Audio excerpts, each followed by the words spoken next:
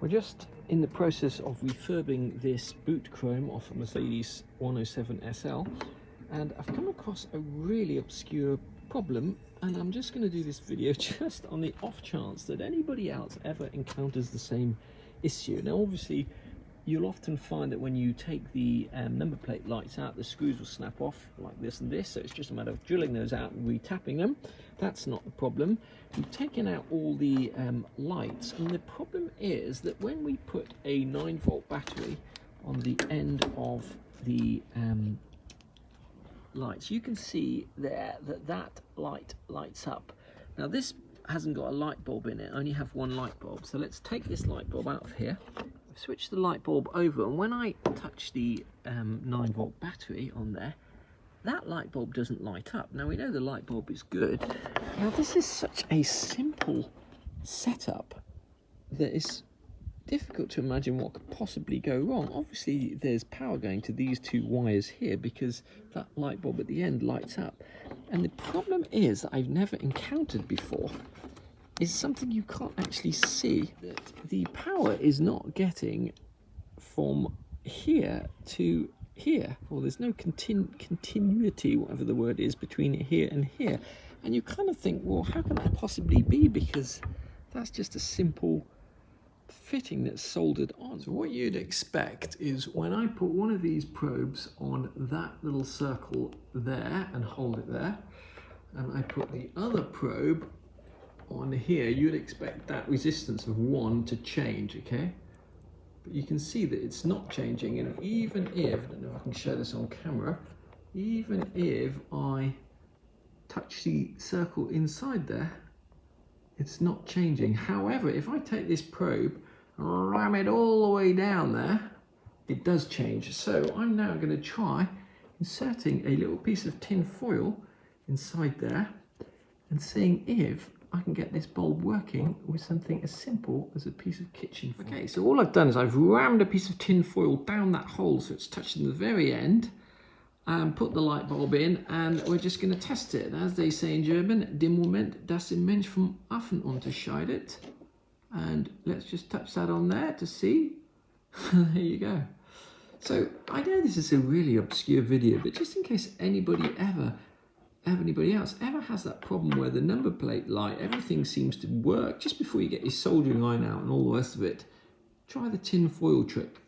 Just to finish this number plate light restoration, we're just going to drill these screws out, and we're going to start off using a spring-loaded punch just to put a little indentation in the center of the screws, and then we're just going to use a series of drill bits, using the smallest one first, 2mm, in fact we're going to start for the 1.5mm, and then just step it up until we've drilled those out, and then we'll re-tap the threads. I must say, when I started this Mercedes restoration journey all those years ago, I used to be dead intimidated or annoyed when I snapped off a screw and go, oh no, I've got to drill it out. But I've done so many of these now, and that I don't even think twice about it. Wherever possible, use a bench drill so that you're drilling straight down. Try and get as little of the screw as possible to drill through. So I just got a set of mole grips on what was sticking out, twisted it off and snapped off the remainder. So what I've got to drill out is actually only a very small amount. It just helped you get the hole straighter. And then the other thing that I did was I bought myself a big box of assorted drill bits, because drilling these screws out with sharp drill bits is a million times easier than trying to do it with old drill bits. And these are quite expensive, but for 150 drill bits, I think it's about 28 quid or something like that. But we're definitely going to need them during the course of this restoration. So let's just drill those out and see how it goes.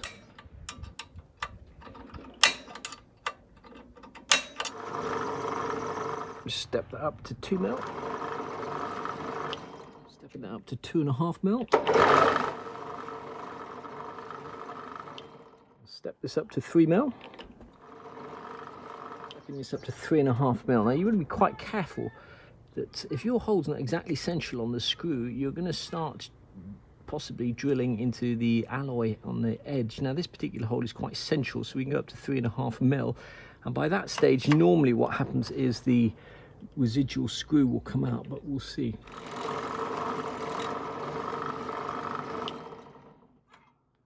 I can see that that is just starting to come away, so I'm just going to use a watchmaker screwdriver now and see if I can pick that last bit of screw out, because what you don't want to do is end up drilling into the alloy around it. Okay, and there we have it. Got that little bit of screw out. We just need to re-tap those threads now and do the other two. All seem to go in way too easily. Should use a little bit of cutting oil or just WD-40 or something to lubricate when you're cutting threads. See if that works. Yes, it does. Perfect. These number plate light lenses on the Mercedes are held in by M4 times 16 screws. We got them from these guys here off Amazon. You'll also need a little plastic washer as well, and to tap the holes you're going to need a M4 times 0.7. Once you've drilled and tapped the holes, this plastic lens case only goes on one way, and these little spikes here, they are away from this gap here. Okay, if you put them in the other way, the holes won't line up. Next up, we've just got to cut two of these studs here. Now these are M5 studs. They are available from the SL shop for £1 each, but to be perfectly honest, they're just M5 studs with a little slot in the end. And what we're going to do is we're going to use these M5 25 roofing bolts to make two studs, one at either end. Now you might have your own way of making up these studs, but I found that if you just cut the head off one of these 25mm roofing bolts, that'll give you exactly the right amount sticking out. I've screwed on two of the nuts here because we can lock those together to help us unscrew this stud and also clean up the threads as well.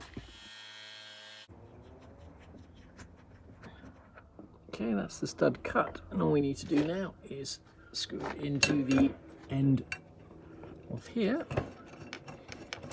and that should be job done. We still need to take the lock out and swap it over with the other car, because this piece of chrome is actually from the rusty gold parts car, would you believe? You'll often find that when these lenses come off the car, they're covered in rust. Now this one here, we try to clean with warm soapy water, but all the rust isn't coming off. So what you can do is just pop this in a little rust bath, which we've done with this one here, and it will come up perfectly. So we're just going to pop that in glass, put a little teaspoon of this built amber deoxy crystals in there, fill it up with hot water, leave it overnight, and all of that rust will come off. Always use boiling water if you can. Just leave that in overnight, and we'll come and get that tomorrow morning. Lenses have these rubber gaskets which can be quite hard and covered in rust when you take them off. We're just using these turtle wax black in a flash. We've done the bottom one there, not the top one. We'll just do the top one now and put those back on the car. If you're unlucky, those gaskets will just disintegrate when you take them off, in which case you can cut your own out of a piece of foam, or they are still available, I think, both from the SL shop and Mercedes. Once the gaskets fail on these little lens covers, you can see what starts to happen. All of these fittings start corroding, and then your number plate lights will stop working.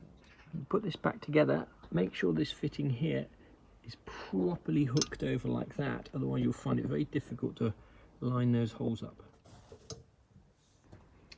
Just need to make sure the gasket is on. It only fits on one way. Now you've got to remember to put little plastic washers, try not to drop them on there, and not to over tighten these screws, because you are screwing into plastic and you do not want to crack that plastic. Just got to be hand tight but not over tight, and remember which way this goes out. This will then go off to the rear light and plug in. But just before we do that, do one final test to make sure everything is still working, which it is. I'm going to leave the video there. This took an awful lot longer than I was expecting to refurbish this number plate chrome. We've drilled out the studs, put new studs in, drilled out all the snapped off screws and the lights, got all the lights working. I think you'll agree that that is looking much better than what was on the red project car to start off with. Our next challenge is the side chrome on the gold car. Gold parts car is actually in much better condition than the red project car. but this piece here is quite heavily pitted, and I'm going to see if it's possible to get a mirror-like shine on these pieces here by sanding them all the way back using a whole series of sandpaper going up to 5000 grit, and seeing if we can turn that into a mirror finish without having to go to the expense of rechroming it. So that's going to be the subject of the next video. We bought 20 of those M4 16mm screws for $195 from these guys here off Amazon DBA Hardware, and that included postage. The number plate light seals on the SL is part number 26, and if you scroll down you'll see that that is this part number here, 26. The seal replaced by 107 820 0966. I had to buy one of those seals, but you can get them at the SL shop, £5.78 including VAT. If you are going to be restoring an old classic car and drilling out lots of rusty screws and bolts, etc., although these are expensive, $29.99 for 150 drill bits, that's actually not bad value. It works out, I don't know, 30p a piece as opposed to £1 a piece, which you might normally pay.